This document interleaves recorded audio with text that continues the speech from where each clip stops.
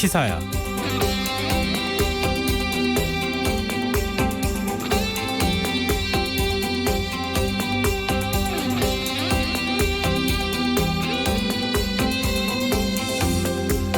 아침마다 코로나19 현황을 살펴보는 것이 이제는 일상이 됐다 하시는 분들 많을 텐데요.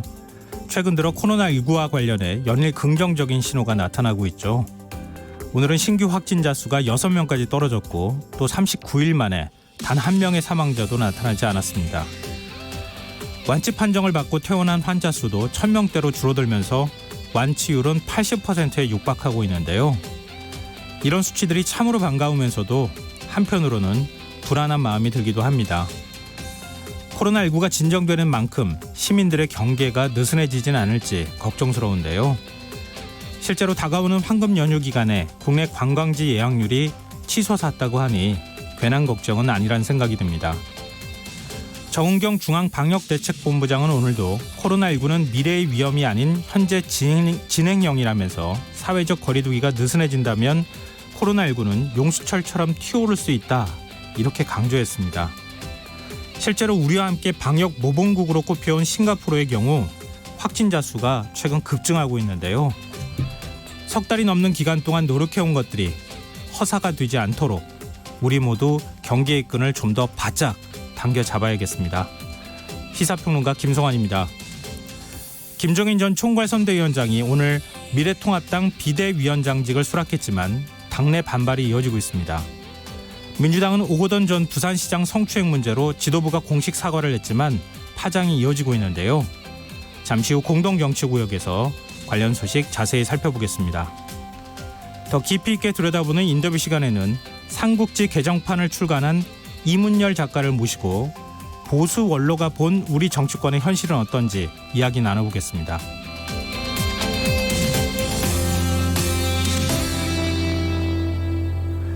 김성환의 시사야는 청취자 여러분의 참여를 기다립니다. 오늘 방송 내용과 관련해 의견 있으신 분들은 문자 보내주십시오. 당첨된 분들께는 모바일 상품권 보내드릴 텐데요. 참여하실 번호는 샵 9730이고요. 짧은 문자는 50원, 긴 문자는 100원의 이용료가 부과됩니다. 콩 게시판을 통해서도 무료로 참여하실 수 있고요. KBS 일라디오 유튜브 채널을 통해서도 실시간으로 시청 참여하실 수 있습니다. KBS 일라디오 김성환의 시사야. 그럼 지금 시작하겠습니다.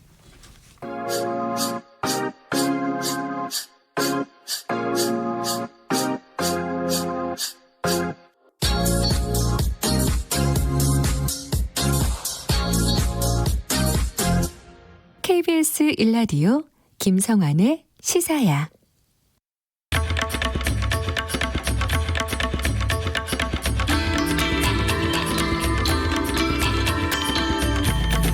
공동정치구역.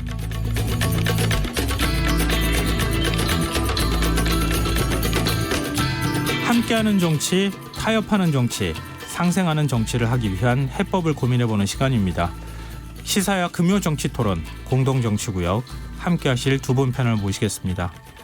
용인대 통일대학원장인 최창렬 교수 모셨습니다. 안녕하세요. 네, 안녕하세요. 동국대 정치외교학과 박명호 교수 자리하셨습니다. 안녕하세요. 안녕하세요. 네. 김종인 전 총괄선대위원장이 오늘 미래통합당 비대위원장직을 수락했습니다. 이 당내 반발도 계속되고 있는 상황인데요. 실제로 당 지도부 가운데 유일하게 당선된 조경태 최고위원은 용납하기 어렵다, 이런 입장까지 밝힌 상황입니다. 근데 지금과 같은 상황에서는 김종인 비대위가 과연 순응할 수 있을지 당내 우려에 섞인 목소리가 좀 나오고 있는데요. 일단 첫 번째로 두 분께 여기에 대한 의견이 어떠신지 질문을 좀 드리고 싶습니다. 우선 이제 이 의견을 구할 때 네. 전화로 조사를 했잖아요. 전화를 조사해서 비대위원장으로 김종인 위원장이 타당하다라는 게 40%가 좀 넘었었거든요. 네. 반대가 30% 좀 넘었고 찬성이 우세했으니까 이제 일단 당내에서 의원으로 채택이 됐는데 과반이 안 됐단 말이죠. 네. 그리고 지금 말씀하신 것처럼 반대가 생각보다 굉장히 심하더라고요. 찬반이 갈리긴 합니다만. 근데 지금 통합당으로서는 사실 뾰족한 대안도 없는 건 사실입니다. 그리고 인물도 별로 없고 물론 당내에서 할 수 있는 것이 아니냐라고 얘기합니다만 그것도 쉽지 않아 보이고 외부적인 충격이 필요하니까 일정 부분. 네. 저는 그래서 다들 하시는 말씀입니다만 지금 이 김정일 위원장이 가질 수 있는 카드가 뭐 전권을 주니 마니 뭐 비대위 기간이 언제냐 이런 걸 가지고 얘기하는데 어차피 비대위원장은 당대표의 역할이거든요. 네. 권한은 주어질 겁니다 아마. 그리고 막상 비대위원장을 취임하고 나면은 여러 가지 할 일이 많이 있겠죠. 외부 인물도 수혈을 한다든지 뭐 최고위를 뭐 최고위의 젊은 사람들을 포진시키다든지 뭐 이런 거 할 수 있을 겁니다만 근데 문제는 제가 계속 강조하는 건데 이런 비대위를 통해서 새롭게 뭔가를 혁신하는 것도 중요합니다만 기본적으로 해체라는 말씀들 많이 하잖아요. 제가 유난히 그 말을 많이 하는 것 같은데 네. 당을 해체하자면 안 된다고 생각해요. 전 지금도. 왜 그 말씀 드리냐면은 이번에 진 게 여러 가지 있어요. 공천 잡음도 있고 뭐 여러 가지 이제 뭐 막말 파동도 있고 있습니다만 저 민주당 쪽도 공천 잡음이 있긴 마찬가지거든요. 좀 네. 그게 본질적인 원인은 아니다. 그래서 어쨌든 얘기가 길어지면 안 되니까 탄핵의 강을 건너자고 그랬잖아요. 유승민 의원이. 네. 바른미래당 새로운 보수당과 통합을 했는데 그 탄핵 강을 메꾼 거예요. 걷는 게 아니고. 그런 것들이 기본적으로 해소되지 않으면 수도권 의원들과 특히 영남 지역의 의원들의 생각이 다르거든요. 그러니까 보수라고 하나로 이렇게 뭉뚱그려져 있지만 그 안에는 합리적인 보수 분들도 있고 이른바 강경 보수라고 표현되는 좀 수구적인 측면이 없지 않은 분들 혼자 하고 있거든요. 이런 네. 부분들을 어떻게 정리하느냐가 좀 비대위의 가장 큰 부분이다. 그런데 다른 것들은 얼마든지 고쳐낼 수가 있어요. 근데 그 부분은 과연 이렇게 반대가 심한데 강경한 보수가 많은데 가능하겠냐라는 것에는 회의가 있는 거죠. 근데 지금 이제 해체하면 어떻게 해체하고 어떻게 다시 뭉칠 거냐 이런 글쎄요. 이제 숙제도 뭐 남아 있는 참 상황인 것 같아요. 마땅한 대안이 없어요. 네. 예, 그게 이제 근본적인 문제의 출발점이고 용납할 수 없는 거 맞고요. 자생적으로 리더십 회복하고 제자리 찾는 게 맞죠. 근데 늦었죠. 이제 그렇게 하기에는. 네. 그리고 다른 대안이 없다라는 거고. 그래서 뭐 전국위원회에서 부결 가능성 뭐 압도적인 지지를 받기는 어려울 것 같아요. 어찌 되었든 간에. 그리고 저 유승민 의원이나 조경태 의원의 처방이 원칙적으로는 맞는데 네. 김종인 비대위 얘기 나오기 전에 사실은 그게 걸러졌어야 될 타이밍이었고요. 그거하고 김종인 비대위를 경쟁시키는 것이라고 하는 거는 좀 그 선택지로서 네. 좀 이 경쟁의 조합이 좀 적절치 않은 거 아니었나 그런 생각이 되고 지금은 지극히 현실적인 선택이고 네. 또 박지원 의원의 말씀에 따르면 직업이 비대위원장이 되신 분이잖아요. 그러니까 네. 나름의 그 정치력과 아마 그 포인트를 아실 거라고 기대가 되고 또 그거를 지금 자생적으로 할 수가 없는 상황이에요. 네. 통합당은. 그러니까 지금 그게 지금 어떻게 보면 상징적으로 통합당의 상황을 보여주는 모습이다. 네. 자생적으로 하는 게 맞고 용납할 수 없는 건 맞지만 정권의 사실상의 무제한 뭐 일단 기간은 사실 현실적으로 존재하겠지만 그럴 수밖에 없는 상황에 처한 게 지금의 통합당의 현실이다라는 걸 인정해야 되지 않나 싶습니다. 뭐 여러 가지 논란은 있지만 현실적으로는 김종인 비대위가 출범할 수밖에 없는 상황이다. 당분간 리더십 공백 상태를 이런 방식으로 극복해 나갈 수밖에 없는 것이다. 이제 이런 취지의 말씀인 것 같은데요. 지금 앞서도 제가 잠깐 여쭤봤던 것처럼 지금 당 해체를 말씀하시는데 어떤 이게 방식으로 사실 해체해야 해체라는 됩니까? 게 다 사라지고 집으로 가라는 얘기가 아니고요. 예. 뭐 말도 안 되는 얘기고 그거는 해체라는 말이 주는 건 그 당내에 충분한 토론을 거쳐서 급할 게 없거든요. 지금 선거 끝난 지 뭐 얼마 안 됐잖아요. 네. 지금. 급하긴 급하죠. 보기에 따라서는 급하지만 어차피 이번에 패배한 게 통합당이 괴멸적으로 졌다는 얘기 많이 하잖아요. 보통 진 게 아니에요. 이게 진 게 그냥 선거에서 패배한 게 아니기 때문에 네. 이건 비상하게 대응해야 돼서 비상대책을 만드는 거예요. 해체라는 거는 생각이 상당히 다른 분들이 충분히 토론해가지고 갈라서게 되면 갈라서라 이거예요.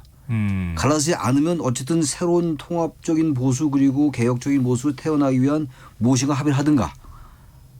그렇지 않으면 네. 근데 그건 결국 토론과 여러 가지 당내 그 갈등을 통해서 분출될 수밖에 없어요. 아마 김종인 비대위원장이 전 그런 것도 시도할 수 있다고 봐요. 어쨌든 간에. 그래서 해체라는 건 일단 충분히 토론해보고 생각이 안 되면 갈라서야 돼요. 그러니까 예를 들면은 이제 극우적 사고 방식을 가졌다고 그럼요. 평가되는 네. 보수라고 뭐 합리적 보수라고 얘기하는 사람들, 뭐 서로 간에 생각이 안 맞을 수는 있으니까요. 그리고 앞으로 보수의 지향점에 대해서 생각이 다를 수도 있고. 그러니까 특정적 영남을 예를 들면요. 예. 영남이 다 그런 건 물론 아닙니다만 상징적으로 그분들이 또 그 지지를 흡수할 수 있어요. 영남 유권자들의 지지를. 근데 그게 정말 아주 소수라면요. 전국적으로 볼 때 이분들도 생각이 바뀔 수가 있는 거거든요. 음. 그러면서 보수가 새롭게 연대할 수도 있어요. 그 두 당이 다시 합당할 수도 있고. 근데 지금 네. 이 상태로 같이 있는 상황 속에서 계속 어떤 뭐 제도, 뭐 젊은 피 수혈, 뭐 젊은 층을 최고위원을 뭐 전면에 포짐시키고 이런 거 가지고는 저는 한계가 있다고 보는 거예요. 왜냐하면 이들이 주장했던 게 미래통합당 전에 자유한국당 때 너무나 말이 안 되는 적을 너무나 많이 했어요. 근데 그게 어디 가겠냐 이런 얘기예요. 제가 생각하기엔. 네. 일부는 당선됐지만 그런 것들이 해소되지 않고 비대위 과정을 자꾸 얘기하니까 이 자체가 소중하지 않다는 게 아니라 네. 보다 본질적으로는 그 해체라는 의미는 그런 걸 담고 있다고 저는 생각합니다. 근데 김종인 비대위는 인정하시는 건가요? 그러면 인정할 수밖에 없어요. 우리 박 그러면은- 교수님 말씀하신 것처럼 비대위가 지금 출범하면 대안이 그런 없어요. 방식으로 해야 된다. 그래서 일단 비대위가 네. 출범하는데 그것도 같이 포함시키라 이런 얘기입니다. 지금 당장 비대위 전혀 안 하고 근데 해체로 와서 없는 뭐 거죠. 두 분 의견이 비대위 네, 김종인 비대위는 여기 불가피하다. 여기까지 최창렬 비대위로 김종인 비대위랑 같이 경쟁시키지 않았기 때문에. 근데 이게 조금 사족으로 새는 감이 없잖아 네. 있는데 이게 여당도 마찬가지고 지금 야당도 마찬가지고 이름을 계속 바꿔왔는데요. 네. 사실은 우리가 이 분당과 합당의 역사거든요. 근데 사람들의 인식에서는 그 일관된 흐름이 있어요. 두 양대 세력에 대해서는. 네네. 난 제가 이제 개인적인 고민 계속되는 고민 중에 하나는 왜 우리 정당들은 이 그런 문제를 내부 절차를 통해서 해결하지 못할까? 분당 아니면 또 합당이야. 그러니까 네. 선거를 앞두고는 합당과 분당이 계속 반복되는데 지금 해체론도 사실은 그 맥락이거든요. 그러니까 극우든 또는 중도 보수든 개혁 보수든 그 안에서 자체 그 틀을 깨지 말고 네. 어떻게든 해결할 방법이 있을 거거든요.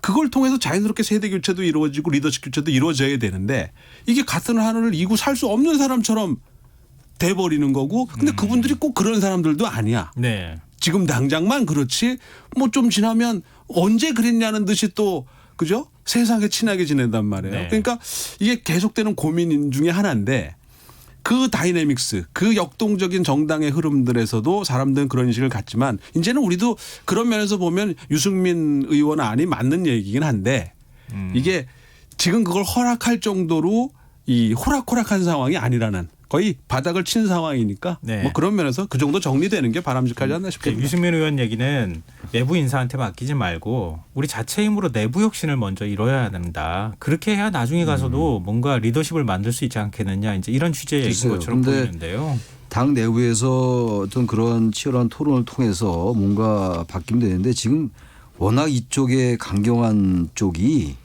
생각이 너무 강고해요. 그리고 이게 왜 어떤 구체적인 이슈가 나올 때 어떻게 대응하냐 문제가 아니에요. 네. 남북 관계라든지 어떤 그 뭐 긴급 경제 재난 지원은 마찬가지인데 이런 부분들이 있어가지고 보통 때는 충분히 친하게 잘 지내는 분들인데 특정 이슈가 나오면 분명히 갈라지더라고요. 근데 그걸 못 고치면은 물론 2012년도부터 쭉 이겨왔죠. 2006년도, 2007년도, 2008년도 연달아 새누리당이 이겼었어요 선거에. 네. 요새 지는 건데 박근혜 탄핵 이후에 뭔가 혁신을 못하는 거 아닙니까? 근데 그게 상당히 체질화된 것 같아요. 특정 지역 중심으로. 지나치게 그 우파적인 게 네. 우파란 말은 틀린 말이죠. 유럽적 좌파 우파는 분명히 아니니까. 네.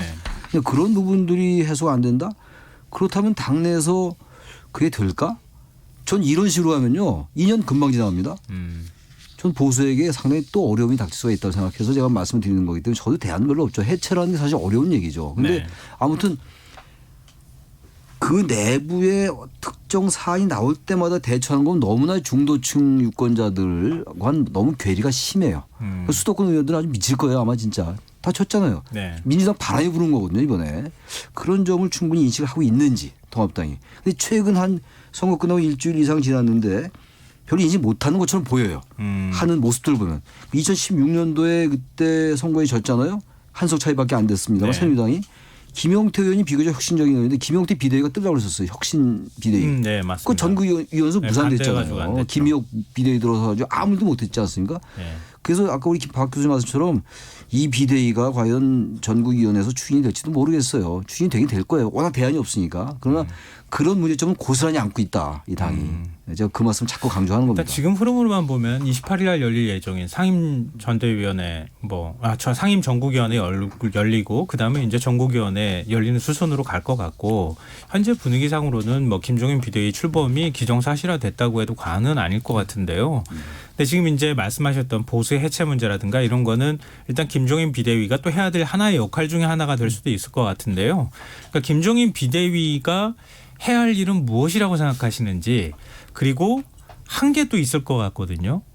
뭐 예를 들면은 이제 다시 김종인 비대위원장이 당권 주자를 누군가를 하나 만든다거나 아니면 대선 주자를 킹메이커 역할을 정말 한다 그러면 그때부터 당연히 또 분란에 휩싸일 가능성도 있는 것이고 우려되는 점은 또 뭐가 있는지 두 분 말씀 좀 듣고 싶습니다. 그런 편파성을 띄기는 어려울 거예요.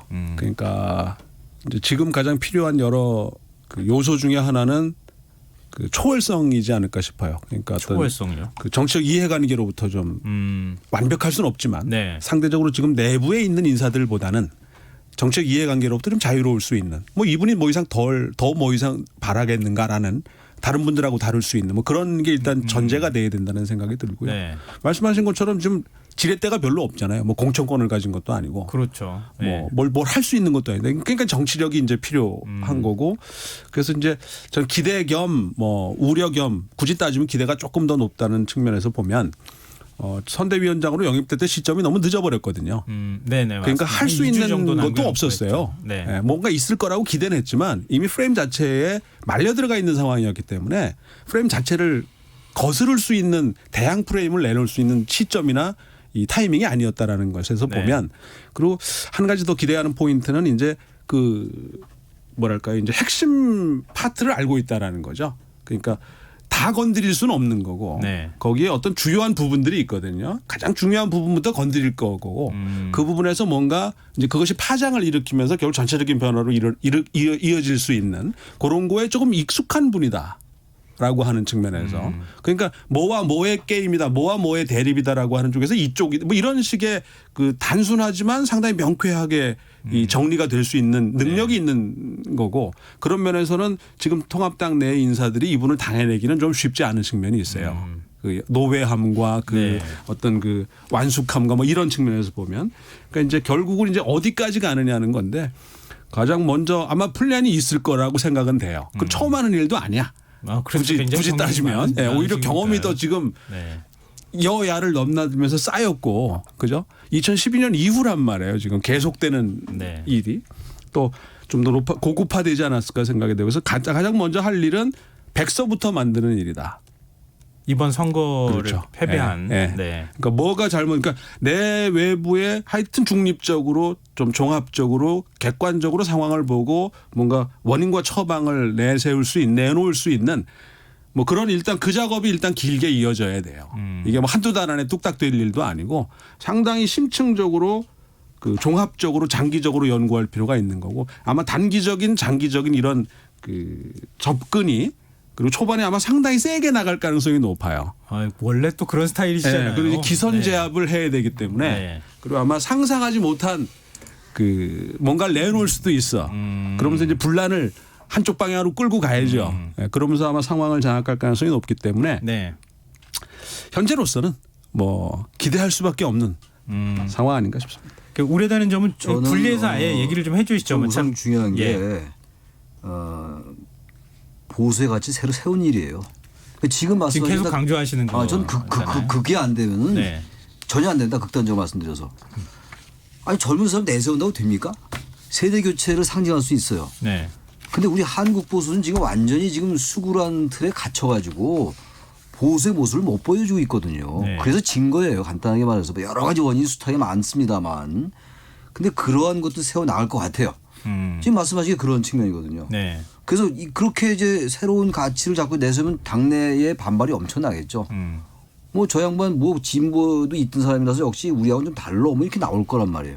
근데 그런 걸 잘 오히려 유도를 해가지고 하나로 몰고 가면서 정말 이건 너무 시대에 뒤떨어졌다. 시대 네. 차오다해서 그들을 쳐낼 수도 있고 그건 알 수 없는 거거든요. 네. 그건 김정일 위원장도 알 수 없어요. 우리 정치라는 게 워낙 자체적으로 분화하고 진화하기 때문에 그건 알 수가 없어요. 다이나믹스죠 그야말로. 그런 것들을 세우려 노력할 것 같아요. 우리 한국 보수는 이대로 안 된다라는 거거든요. 거기에 동의하지 않는 사람이라면 전 자격 없다고 봐요. 네. 그건 패널 자격도 없고 아나운서 자격도 없어요. 저는. 제가 볼 때는 그래요. 우리 보수는 정말 잘못됐거든요. 근데 한국 보수가 분명히 좋은 점이 있습니다 지금. 근데 그게 너무 묻혀 있다는 거예요. 그 보수가 새사이 돋아나야지 진보도 건강해지는 거거든요. 그래서 그걸 해낼 것 같고 네. 근데 기대를 하고 계시나요? 좀 기대하고 있어요. 네. 그럼 그렇게 돼야죠. 어차피 뭐 해체가 안 된다면은 그게 차선책이에요 지금. 그럼 어차피 제가 봐도 전국위원회에서 통과될 것 같거든요. 네. 4년 전처럼 그렇게 무산시키지 못할 거예요. 이번에 워낙 적기 때문에. 그 김종인 위원장의 장점은 진보 보수를 다 섭렵한 게 장점이 될 수도 있고. 그러니까 중도랑 같이 아는 거예요. 그리로 몰고 갈 수 있어요 의원들을. 반대로 진보 보수 양쪽을 다 섭렵했기 때문에 그게 단점이 될 수 있어요. 그걸 어떻게 어느 쪽으로 발현되느냐는 당내에서 그분을 어떻게 잘 도와주고 또 김정일 위원장도 사심 없이 지금 우리 한국 보수의 새로운 구성을 위해서 노력한다면 이분의 장점이 발현될 것이고 그렇지 않다면 단점이 발현될 것이다. 좀 그렇게 봅니다. 근데 네. 그건 예단하기 어렵다. 예. 일단 뭐 기대하시는 바를 좀 더 강조점을 둬서 말씀해 주셨는데요. 혹시 우려하시는 점이 있다면 이런 건 좀 피해야 된다거나. 그 가장 상대하기 어려운 사람이 잃을 게 없는 사람이거든요. 그렇죠.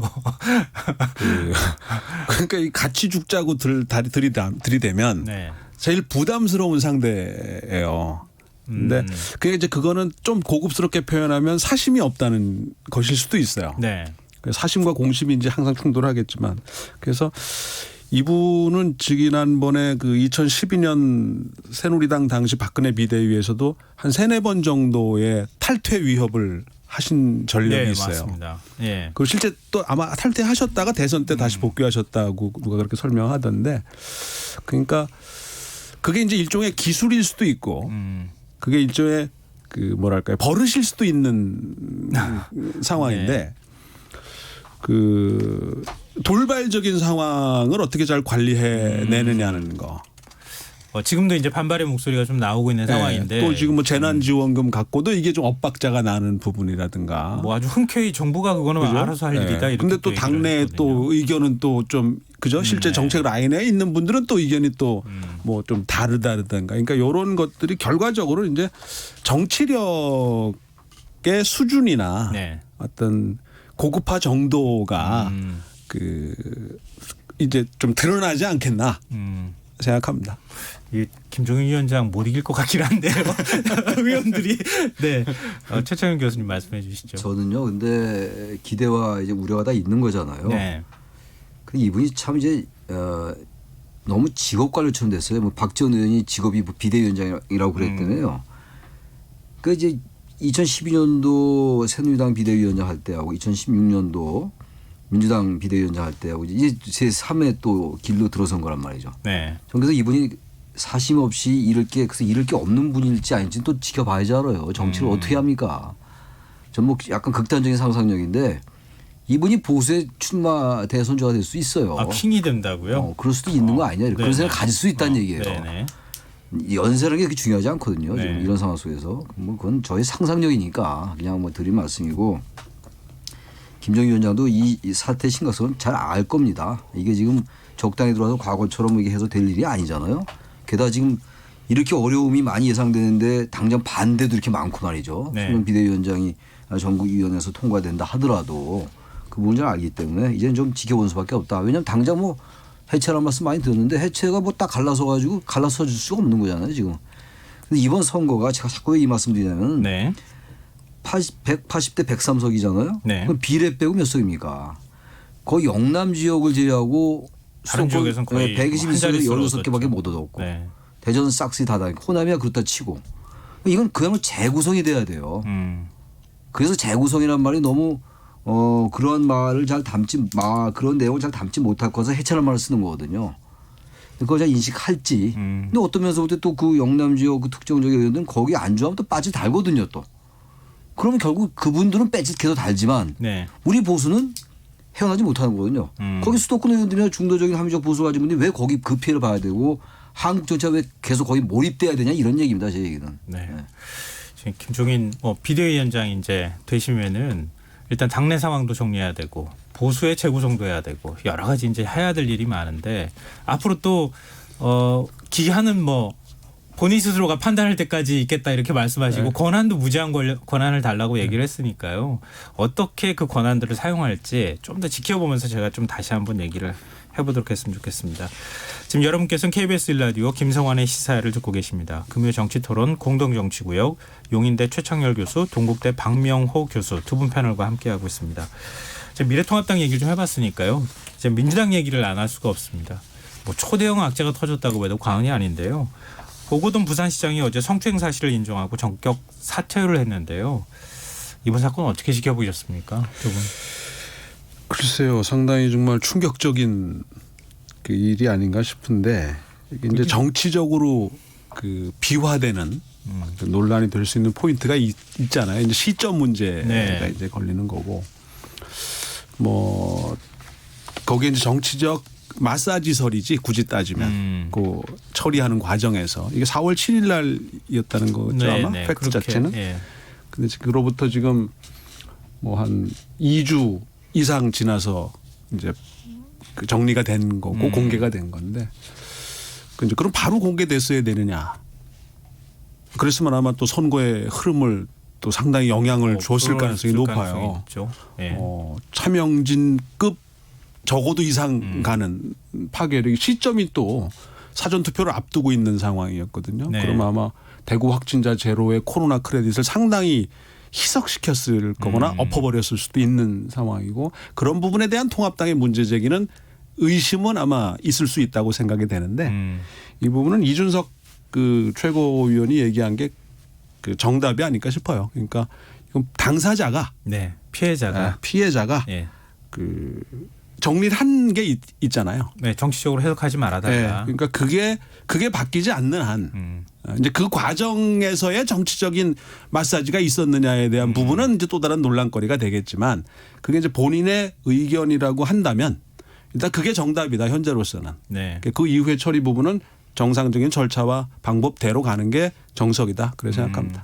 근데 이 사퇴 시기가 아주 미묘했기 때문에 이제 해석의 여지가 있기는 한 것 같아요, 보면. 근데 오해를 이제 받기는 사실은 충분한 시점이 돼버렸죠. 예, 역으로 이제 해석을 하면은 4월 7일 날 이제 그 사건이 있었다고 하고 그 피해자가 한 2, 3일 정도 출근하지 않았고, 그 다음에 이제 부산 성폭력 상담소와 함께 사퇴를 요구했고 사과와 함께 사퇴를 요구했다. 그러면은 지금 이제 4월 15일이잖아요. 4월 7일에 사건이 발생해서 4월 10일쯤 나와서 서로 간에 사퇴를 해라, 뭐 어떻게 해라 이렇게 서로 의견 조율하는 시간하고 선거 기간하고 딱 맞물려 떨어지는 이게 참 묘한 타이밍이긴 한 것 같습니다. 그러니까 통합당에서는 충분히 합리적인 의심을 제기할 만해요. 네. 왜냐하면 이게 만약에 선거 기간 중에 불거졌다. 그 선거 제대로 치르기 어려웠을 거예요. 아무리 뭐 탄핵안 뭐 통합당이 잘못했다 하더라도 이거 선거 결과에 상당히 영향을 끼쳤을 개연성이 대단히 높잖아요 지금. 네. 그러니까 어쨌든 오거돈 시장 측에서는 일단 이거를 인정을 하면서도 선거 기간 끝나고 발표하게 해달라고 했을 가능성이 있어요. 네. 근데 뭐 그러지 않으니 우리 알 수는 없는 거죠. 전혀 알 수는 없는 건데 단지 이제 정치적으로 이용되지 않게 해달라는 거 보니까 그걸 양해했을 수도 있고 지금 얘기는 그런 거 아닙니까 지금? 근데 지금 이제 4월 말까지 사퇴를 하겠다고 하는 각서를 받았다고 각서 하고. 받았다는 거니까. 예. 근데 그 사건 4월 7일에 터졌으니까. 네. 그러니까 이제 통합당에서는 제기할 수 있는 건데 중요한 건 그거죠. 오거돈 시장 측에서 그렇게 할 수 있는 건데 그것보다도 지금 정치적 쟁점화 시키려 하는 거는 통합당에서 중앙당이 알고 있었을 것이다라고 얘기하는 네. 거거든요. 그게 더 쟁점이에요 지금. 네, 네. 근데 이거는 지금 민주당은 몰랐다고 하는 거고 이건 우리 전혀 얘기할 수 없어요. 여기에 대해서는. 추측도 얘기할 수 없는 겁니다. 이건. 그래 알았을 거다. 몰랐을 거다라고는 전혀 얘기할 수 없는 상황이다 이런 얘기예요. 그러니까 워낙에 이게 민감한 문제이기 때문에 함부로 네. 얘기할 수 없어요. 이거 패널들한테 이거 알았다고 보느냐 몰랐다고 보느냐 요구하면 다 안 뭐 됩니다. 사실은 다 추정만 하고 있을 추정이라도 이런 뿐인데요. 추정은 그냥 보니까. 모른다가 정답입니다. 네. 네. 그래 그러지 않아도 제가 뭐 그걸 여쭤보고는 그 싶었어요. 미리 말씀드리는 게 선제적으로 이게 참 이게 어려운 문제입니다. 그리고 조심스러운 부분은 아까 이제 박명호 교수님께서 말씀해 주셨던 것처럼 피해자가 내가 그런 정치적 이해나 아니면은 뭐 어떤 정치적 요구를 받은 적도 없고 거기에 따르는 내가 뭐 판단을 한 것도 없다. 그러니까 내가 다시 원래 자리로 돌아가는 것이 나한테 가장 소중하고 정치적 그 해석을 하게 될 경우에는 그 원래 자리로 돌아가기 어려운 상황에도 올 수도 있는 거 아닙니까? 그 부분에 대해서는 좀 자제나 추측이나 이런 것들을 하지 말아달라 이렇게 얘기한 상황이어서 좀 얘기하기가 조금 어렵기는 한데 의혹 제기가 있는 상황이니까 민주당 지도부가 알았을까 하는 그런 얘기들은 좀 나올 수밖에 없는 상황인 것 같기는 해요. 통합당이 네. 충분히 합리적 의심을 제기할 수는 있다. 근데 거기까지만. 이게 사실 해석이 좀 엇갈리고 있는 측면은 있습니다. 왜냐하면 저도 사실 가까운 거리에서 그런 일들을 본 적이 있는데요. 그러니까 이 사건을 무마하려고 시도를 했다고 한다면 지금 한 10일부터 15일 총선 사이 기간이었을 가능성이 있어 보이는데 시점상으로 보면 그렇죠. 오거돈 시장은 스스로 뭔가를 해결하려고 하는 과정이었을 수도 있는데 중앙당에다 그걸 보고를 안 했을 가능성도 있어 보이고 또 뭐 역으로 또 해석이 가능한 측면도 있는 것 같고 그렇죠. 그렇습니다. 그게 참 어려운 문제인 것 같습니다. 이게. 알리려고 안 했겠죠. 그 알리고 그렇죠. 싶어 했겠습니까, 그거를? 알리는 순간 알린 순간 이 자체가 엄청난 또 알았다 하더라도 네. 공식적으로는 몰라야죠. 그리고 알았다고 하면은 아마 민주당으로 그 얘기가 들어가면 이게 보통 큰 사안이 아니라서 아마 중앙지 정치부 기자들이 그 얘기를 바로 들었을 가능성도 썼겠죠. 있기는 한 것 같고요. 제가 참 볼 때는 어려운. 몰랐을 가능성이 커요. 민주당 중앙당. 그러면은 이걸 좀 여쭤보고 싶습니다. 참 이게 20여 년 만에 부산시장을 민주당이 이제 가져간 거 아니겠습니까? 그런데 이번에 이제 선거에서 의석수가 절반으로 줄었습니다. 특히 부산 같은 경우에는. 그러니까 PK 지역은 앞으로 민주당에 있어서 굉장히 중요한, 특히 부산 지역은 중요한 전략적 지역이라고 볼 수 있는데 내년에 어차피 지금 보궐선거를 또 해야 되는 상황이란 말이에요. 4월에. 민주당이 어떻게 해야 될 것인지 앞으로 부산 민심을 어떻게 달래줘야 할 것인지 이런 부분들이 남아있는 것 1년 같아요. 후기 때문에요. 네. 그 책임론이나 또는 시비나 이런 것들이 뭐 사실 많이 잊혀질 거고 저는 다른 상황과 어떤 환경이 조성될 거예요. 지금 시점에서 본다면 이제 이게 영향을 줄 것처럼 보이지만 따라서 민주당 입장에서는 상당히 아픈 이 추억이 될 가능성이 높아요. 네. 두고 이게 얘기거리가 될 수밖에 없는 거고 특히 이제 뭐 영남 출신의 호남당 후보의 입장에서 여태까지 민주당이 대선 전략을 해왔다고 승리했다고 한다면 DJ를 제외하고 네. 그러면 결국 부산 경남에서 얼마 정도나 이 영남의 표를 얻어내느냐가 수도권에서 영남 TK에서 진 거를 영남 이 수도권에서 보충하면서 얼마나 더 얹을 수 있느냐의 네. 기본적인 구도라고 한다면 악재죠. 대단한 악재고 이건 도덕성 문제로 바로 연결되는 거고 그렇죠. 또 이번에 부산 선거에서 실패한 여러 가지 이유 중에 하나도 오거돈 시장의 시정에 대한 시민들의 평가가 그렇게 썩 높지 않았다라는 측면에서 보면 이게 이제 누적이 돼 왔던 건데 이를 계기로 이제 드러난 것이 아닌가 싶어요. 네. 그러니까 뭐 상당한 긴장을 가질 수밖에 없지 않겠나. 오늘 시점에서 본다면. 네. 1년 후라서 많은 이슈가 생길 거라서 저는 이 사건이 네. 내년도 부산시장 선거에 큰 영향을 안 줄 수도 있어요. 이번보다는 어쨌든 이번에 양대 진영으로 양극화된 이 선거 그 영향을 많이 받은 거거든요, 부산이. 근데 지금 이번 사건이 결정적인 변수는 안 된다 하더라도 지금 우리 박 교수님 말씀처럼 계속 선거 전에 이제 야당이 이걸 계속 제기할 거예요, 또. 네. 리마인드 시킬 거란 말이죠. 그러기 위해서는 어쨌든 민주당이 이번 사건을 어떻게 처리하냐도 굉장히 중요합니다. 지금 제명하겠다는 방침은 나왔어요. 네. 그 제명을 빨리 해야 돼요. 조금이라도 유권자들이나 국민들 눈에 뭔가 미적거리 한다는 게 보이는 네. 순간 그건 대단한 그 악재 정도가 아니라 이번 승리가 묻혀올 수가 있는 것이고 이 임기 후반에 안정적 국정 운영까지 영향을 줄 수가 있다. 그래서 민주당이 어떻게 대처하냐를 지켜볼 수밖에 없다고 생각합니다. 근데 참 좀 그런 게요. 과거에는 사실은 한나라당 새누리당 시절에는 주로 한나라당 새누리당 의원들이 성추문에 휩싸인 많이 그랬죠. 경우가 상대적으로 많았거든요. 근데 최근의 사례들을 보면 민주당에서 오히려 더 큰 지금 미투 사건부터 시작해서 권력의 성추문 역설 사건이 아닐까요? 나오는 거예요. 권력의 역설이다. 지금 성인지 감수성의 문제이기도 할 것 근데 같고 권력도 거기에 근데 영향을 성인지 미칠 것 감수성이라는 말이 같고. 너무 어렵더라고요. 쉽게 바꿔서 이러면 안 되는구나 인지시켜야 되는데 성인지 감수성 모르니까 교육을 아무리 시켜도 네. 효과가 좀 떨어지는 거 아닌가 생각이 들어서 이 말을 좀 바꿔서 얼마나 그런 성추행이 나쁜 것인가 이걸 표현할 수 있는 말로 좀 바꾸는 걸 연구해 봐야 될 것 같아요. 저는 그 생각을 많이 했습니다.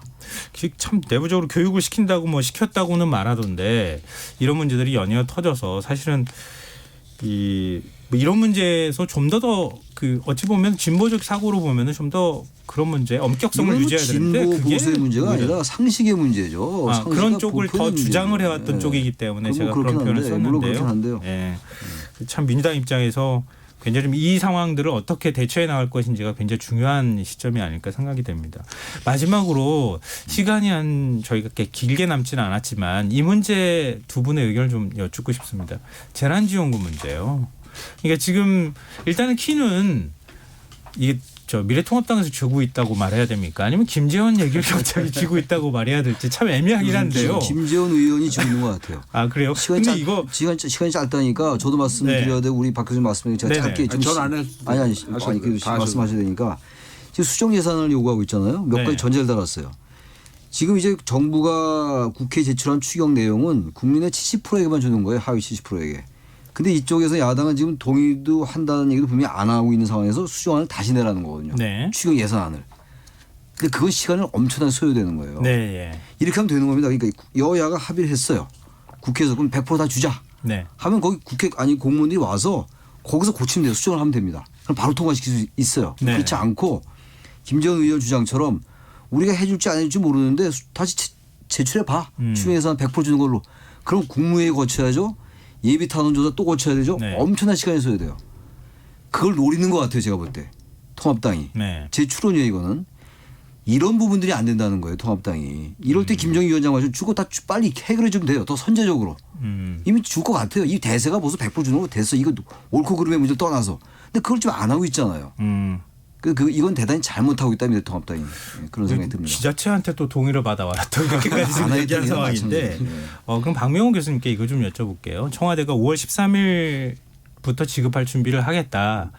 그러면서 긴급재정명령권 검토 의견까지 내놨습니다. 뭐 충분히 할 수 있는 명분을 축적하는 과정이 아닌가 싶고요. 네. 명분은 쌓아가고 있고 쌓여졌다고 생각이 돼요. 그래서 왜냐하면 이건 시급성의 문제가 그렇죠. 최소한 전제돼야 되는 사안이기 때문에 그리고 김정인 위원장 말대로 이미 정치적으로는 정리가 된 이야기예요. 절차상을 거치면서 절차상의 문제가 좀 있을 수는 있겠지만 그것조차도 정치적으로 문제 삼지 않으라는 게 이번 총선 결과이기 때문에 네. 20대 국회 자체의 의석 그 세력 분포로는 좀 그죠 필요할 수 있지만 21대 국회의원 선거의 결과에 준해서 판단하는 게 상식적이지 않을까 생각합니다. 28일인가 29일에 본회의가 있지 않습니까? 그때 통과를 시켜야 된다는 얘기가 나오는데 김종인 비대위원장이 빨리 와서 정리를 해줘야지 이게 되는 이거는 건지. 그러니까 야당이 여기에 딱 생각만 일치되면요. 여야가 바로 고치면 돼요. 거기서 통과시킬 수 있는 거예요. 그러니까 정부가 평상시에 이제 그렇게 압박을 해왔다는 가는 거예요. 거잖아요. 5월 13일 날까지 주겠다는 게 그 압박을 가고 있는 거죠. 야당에게. 국민적인 여론을 바탕으로 지금 압력을 가하는 거예요. 최후 통첩을 한 거죠. 사실 정부로서는. 일단 긴급재정명령권을 발동하는 것은 이건 최후의 수단인데 바람직하다고 볼 수는 없는 거잖아요. 경우에 따라서는 불가피하게 될 수도 있는 시급성 자체가 늦어져 버린다면 그렇죠. 의미가 없어진다면 이게 굳이 할 이유가 없고 괜한 소모적인 논쟁만 지금 했다는 거거든요. 이게 지금 재정경제상의 위기라는 게 딱 지금 그 긴급 재정명령의 요건이 돼요. 네네. 국회 집회를 기다릴 여유가 없을 때 법률의 효력을 갖는 걸 바랄 수 있다는 거니까 이건 만약 안 되면 이거 발동해야 된다고 생각합니다. 만약에 국회 끝까지 만약에 이번 국회에서 못하면 네. 그럼 또 그럼 5월 29일까지 임기인데 새 국회 또 개원 협상 얼마나 오래 걸립니까? 이럴 때는 이번에 못하면 빨리 하는 수밖에 없다 대통령이 발표. 두 분 모두 만약에 국회에서 결정을 내리지 못하면 긴급재정명령권 발동까지도 불가피하지만 할 수밖에 없는 상황이 될 것이다. 정치적으로 네, 정리가 된 알겠습니다. 사안 아닌가 싶습니다. 네, 알겠습니다. 오늘 금요정치 토론 여기서 공동정치구역 여기서 마쳐야 될 시간이 마쳐야겠습니다. 지금까지 동국대 정치외교학과 박명호 교수, 용인대 통일대학원장인 최창렬 교수 두 분과 함께했습니다. 오늘 금요일 늦은 밤 시간까지 고맙습니다. 네, 수고하셨습니다. 네.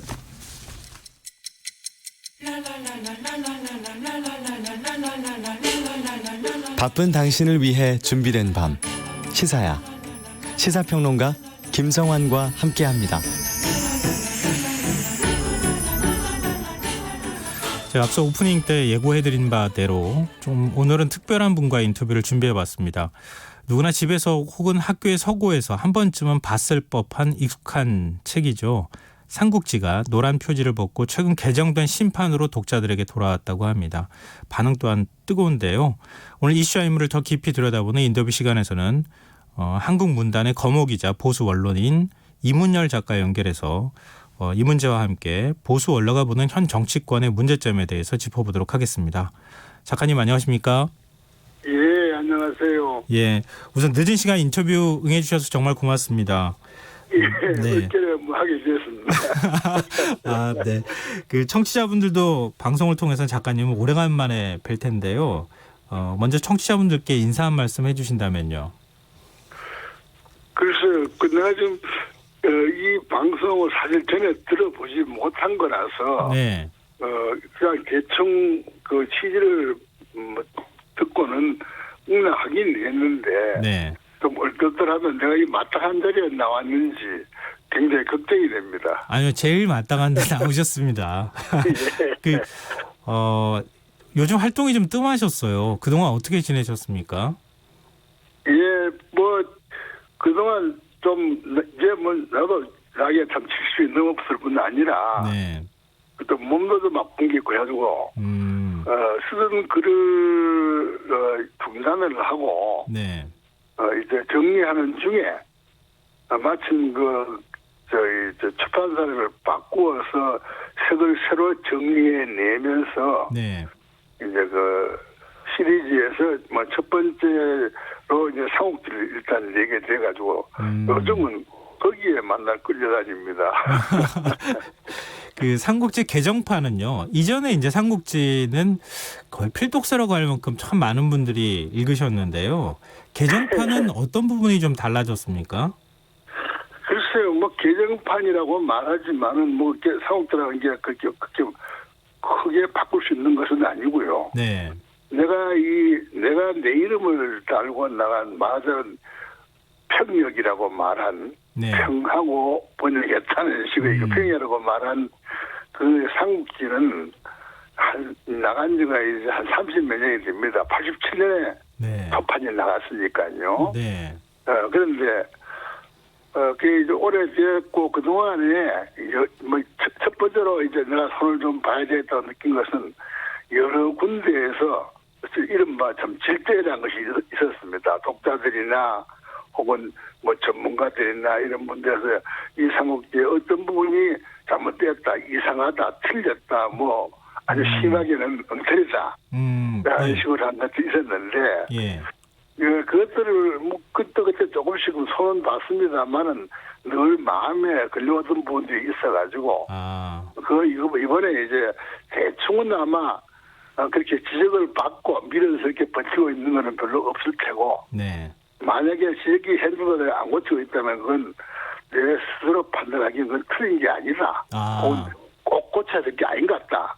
뭐 이런 것이기 때문에 질정해 주신 거에 대해서 응답이 가장 먼저였고 그다음에 내가 생각이 좀 바뀌었거나 부분적으로 어떤 느낌이나 견해에 이런 것들의 뭐 보완이나 변화가 있었을 거라고 생각합니다.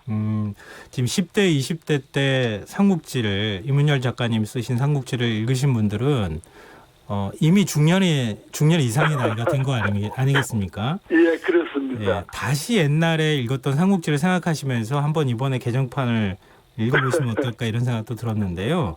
그런데 작가님이 보시기에 이렇게 삼국지가 독자들에게 꾸준히 사랑을 받는 이유 혹시 뭐라고 생각하십니까?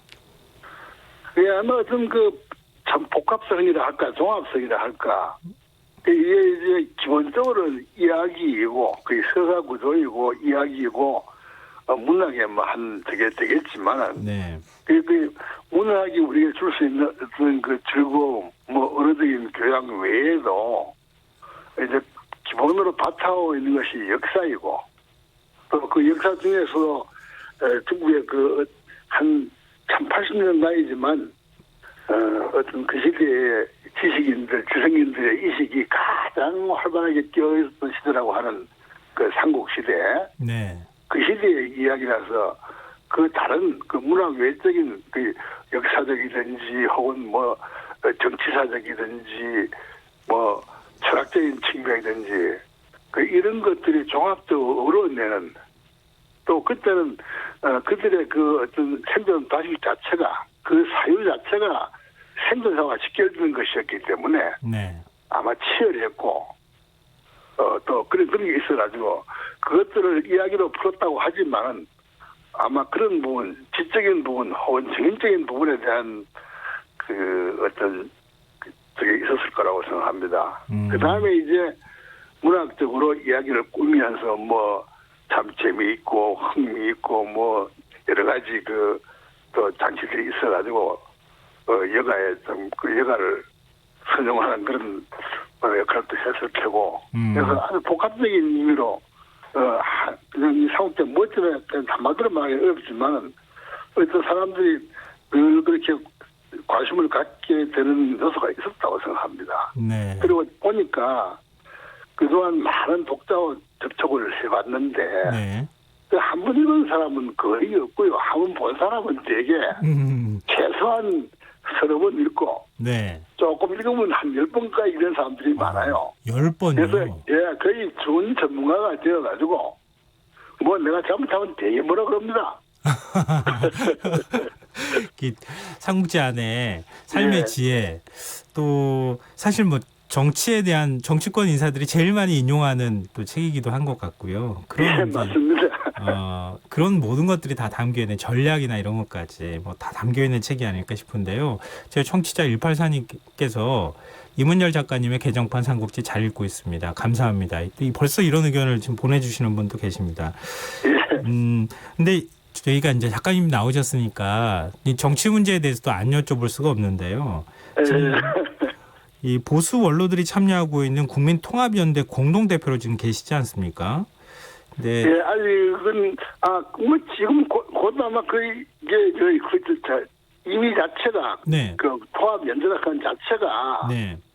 지금 사실은 그때 그 어떤 저걸 앞두고 그 어떤 통합의 필요성 같은 게 있었는데 네. 지금은 조금 퇴색이 되어서 앞으로 활동이 어떻게 될지는 모르겠습니다. 그러나 그래서 공동대표의 이름을 들여준 것은 사실입니다. 네. 근데 이게 사실은 뭐 아까 정치권 인사들이 제일 열심히 읽는 책 중에 하나다. 제가 이렇게 말씀을 드리긴 했지만 예. 삼국지를 이렇게 잘 아시면 정치가 이 삼국지 이 지혜를 정치인들이 왜 안 배울까 이런 답답함 같은 것도 가지셨을 것도 같아요.